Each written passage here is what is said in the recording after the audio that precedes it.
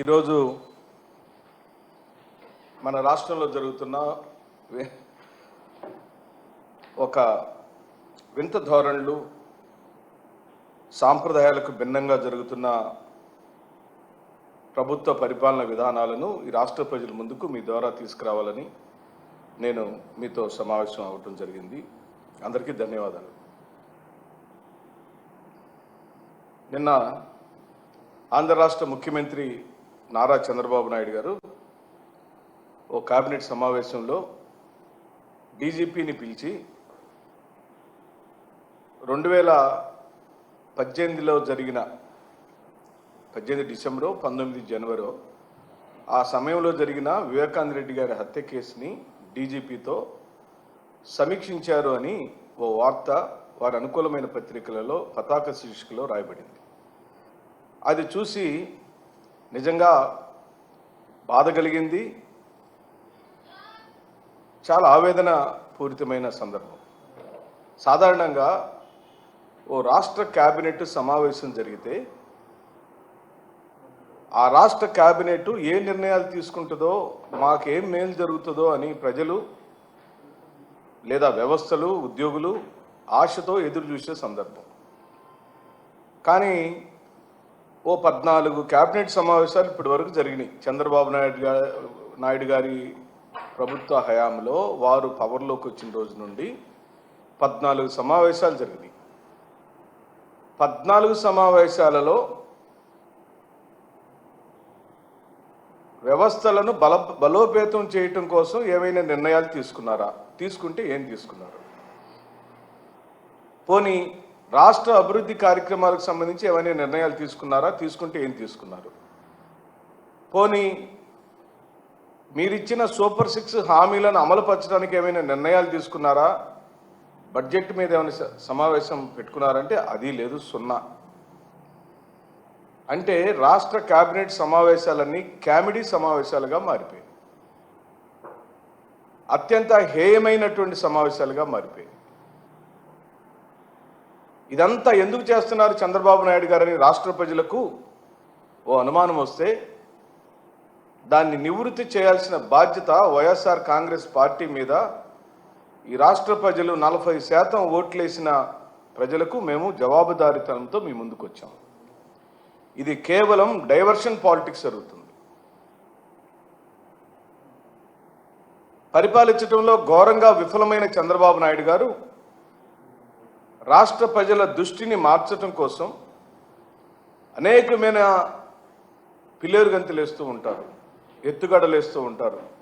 కానీ అడ్డదిడ్డంగా రాష్ట్ర ప్రజలకు దొరుకుతూనే ఉంటాడు. మీది ఓ విఫల ప్రభుత్వం అని, మీరిచ్చిన ఏ ఒక్క హామీ నెరవేర్చలేదని 143 హామీలు ఇచ్చిన మీరు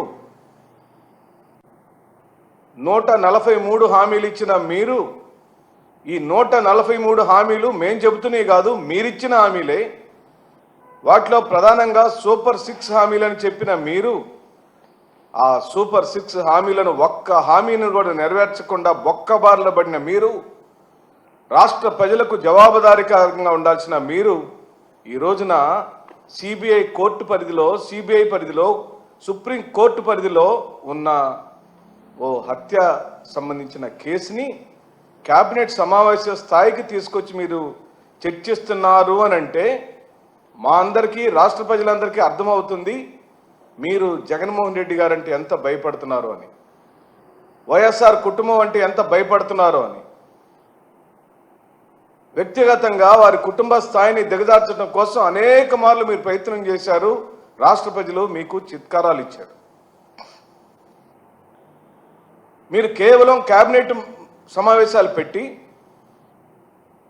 జగన్మోహన్ రెడ్డి గారిని వ్యక్తిగతంగానూ, జగన్మోహన్ రెడ్డి గారి కుటుంబాన్ని కించపరచడానికో, వారి స్థాయిని తగ్గించడానికో, వ్యక్తిత్వ హననం చేయడానికో ఉపయోగిస్తున్నారు తప్పించి ఈ రాష్ట్ర ప్రయోజనాలకు ఏ మాత్రం ఉపయోగించట్లేదు అనేది గత 14 కేబినెట్ సమావేశాల్లో మీరు చెప్పిందే, మీరు చేస్తున్నదే ఈ రాష్ట్ర ప్రజలు చూస్తున్నారని అడుగుతున్నాం.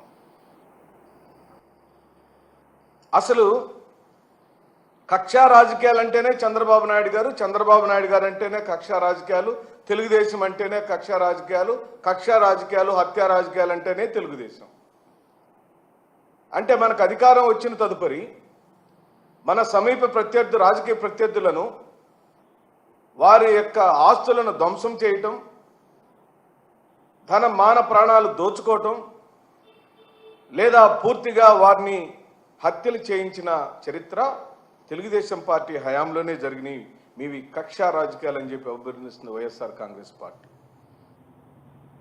ఎందుకు చెప్పగలుగుతున్నామనంటే సుప్రీంకోర్టు పరిధిలో విచారణలో ఉన్న ఒక అంశం, ఇప్పటికే సిబిఐ చాలా యాక్టివ్గా పనిచేస్తున్న ఒక హత్యానేరం వివేకానంద రెడ్డి గారి హత్య జరిగిన సందర్భం, దాన్ని రాష్ట్ర ప్రభుత్వం కేబినెట్ సమావేశాల్లో పెట్టి దాన్ని డీజీపీ గారిని సమావేశానికి పిలిచి మీరు మాట్లాడినట్టుగా వార్త రావటాన్ని అపహాస్య పాలైంది మీ కేబినెట్ సమావేశం అని చెప్పి ఆ కేబినెట్ స్థాయిని దిగజార్చారు మీరని చెప్పి చంద్రబాబు నాయుడు గారిని చెబుతూ, హత్యా రాజకీయాల గురించి సమీక్షిద్దామని మీరు అనుకుంటే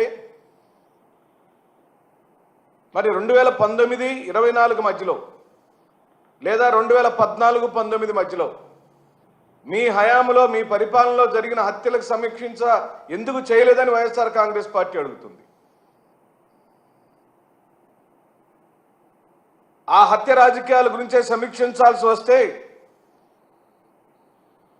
పర్టికులర్గా వివేకానంద రెడ్డి గారి హత్యకు సంబంధించిన సమీక్షని మీరు జరపాలని అనుకున్నప్పుడు వారి హత్య జరిగిన సందర్భంలో ఈ రాష్ట్రంలో ప్రభుత్వంలో ఉంది ఎవరు? ఈ రాష్ట్రాన్ని పరిపాలిస్తుంది మీరు కాదా చంద్రబాబు నాయుడు గారు? మీ పరిపాలనలో వైఎస్ఆర్ గారి సోదరుడు హత్య గావించబడితే ఆనాటి ప్రతిపక్ష నాయకుడైన జగన్మోహన్ రెడ్డి గారు సిబిఐ వేయమని డిమాండ్ చేసిన సందర్భం మీరు మర్చిపోయారా? మీరు వెంటనే ఎందుకు చర్య తీసుకోలేదని చెప్పి అడుగుతున్నాం. మీరెందుకు ఆ కేసుని నీరుగార్చే ప్రయత్నం చేశారని చెప్పి అడుగుతున్నాం. ఓకే, ఆ రోజు హత్య జరిగినప్పుడు మీరు మొద్దు నిద్రపోయారు, ఆ 3-4 నెలల కాలంలో కాలయాపన చేశారు, ఇప్పుడు మళ్ళీ సడన్గా మేల్కొన్నారు. ఎందుకంటే ఇప్పుడు కూడా మీరే అధికారంలో ఉన్నారు. మీరు అధికారంలోకి వచ్చి 9 నెలల కాలమైంది. ఈ 9 నెలల కాలంలో కూడా మీరు మొద్దు నిద్రపోయారు. సాక్షులు అనారోగ్యంతో చనిపోతే, డాక్టర్ల పర్యవేక్షణలో ఉన్న సాక్షులు చనిపోతే దానికి వైఎస్ఆర్ కాంగ్రెస్ పార్టీ కానీ జగన్మోహన్ రెడ్డి గారి కుటుంబం కానీ ఎలా బాధ్యులు అవుతారని చెప్పి అడుగుతున్నాం. ఇదేమి సోద్యమని చెప్పి అడుగుతున్నాం. ఎందుకు ఈ హత్యలను జగన్మోహన్ రెడ్డి గారిని అవమానపరచడం కోసం, జగన్మోహన్ రెడ్డి గారి యొక్క నాయకత్వ స్థాయిని తగ్గించడం కోసం వారిని పదే పదే వారి కుటుంబంలో జరిగిన ఒక హత్యని ఈ రోజున మీరు ఈ రాష్ట్రంలో హైలైట్ చేసి వారిని వారి కుటుంబాన్ని అవమానపరచడం కోసం మీరు చేస్తున్నారు అని చెప్పడానికి ఉదాహరణ వారి యొక్క చెల్లెళ్లను మీ రాజకీయ క్రీడలో వాడుకున్న వైనాన్ని మేము గుర్తు చేస్తున్నాం.